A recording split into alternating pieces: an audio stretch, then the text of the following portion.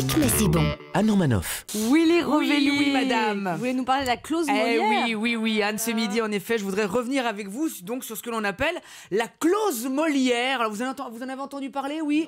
Alors, vous savez, donc, c'est ce texte de loi proposé par diverses régions et qui imposerait l'usage de la langue française sur tous les chantiers du pays dont elles sont maîtres d'œuvre.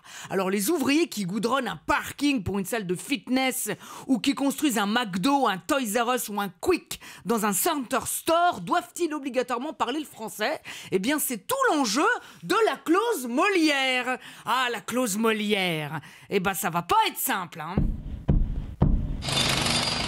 Au voleur, à l'assassin. Oh, justice, juste ciel. Oh, je suis perdu, je suis assassiné. On m'a coupé la gorge. On m'a dérobé mon béton. N'est-il point là? N'est-il point ici? Oh! Qui est-ce? Arrête! Rends-moi mon béton, coquin! Ah, c'est moi! Mon esprit est troublé! Oh, je me meurs! Oh, mon béton! Ah, mais c'est juste que je l'ai pas encore coulé, monsieur! Ah! Comment? Traître! Tu nous rougis donc point de ton crime?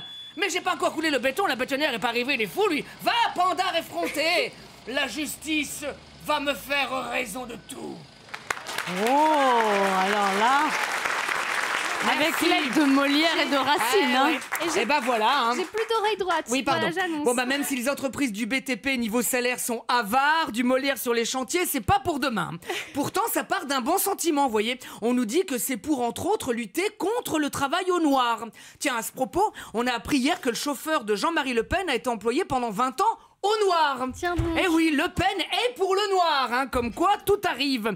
Non, cette clause Molière est pas mal, après tout, parler correctement le français, c'est bien. C'est ce que je me disais hier soir en regardant un nouvel épisode de la télé-réalité des Marseillais sur W9. Là, il faudrait une clause Becherel. À chaque fois qu'il ouvre, il y a un dictionnaire qui se pend. Hein. Il paraît qu'en les écoutant, Frédéric Lopez va organiser avec eux un rendez-vous en terre inconnue dans une librairie. Alors, je précise pour les non-initiés que ces Marseillais, c'est pas ceux de l'OM. Hein. Quoique, quand tu les entends parler, c'est aussi OM, mais OM comme oh merde. Cette année, les Marseillais sont en Argentine. Vu leur culture générale, j'imagine déjà le pire. Hein. Comment s'appellent les habitants de l'Argentine? Florent Pagny. Mon Dieu. Les slip tanga au pays du tango, ah oui, franchement, ça donne envie. Hein. Ils sont tellement bêtes qu'en Argentine, il n'y a pas que les lamas qui vont avoir envie de leur cracher dessus. Hein. Ah oui, ils sont sur une autre planète. Hein. La semaine dernière, la NASA a annoncé avoir découvert 7 planètes de la taille de la Terre autour d'un système solaire. Bah, il paraît que les Marseillais de W9 ont tout de suite voulu aller dans l'espace. Hein.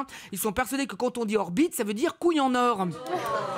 En politique, sinon, en ce moment, il y a tellement de trahison, de coups bas, de mensonges, d'hypocrisie, des gens qui disent un truc et qui font le contraire, que c'est pas une clause Molière qu'il nous faudrait, mais un traducteur.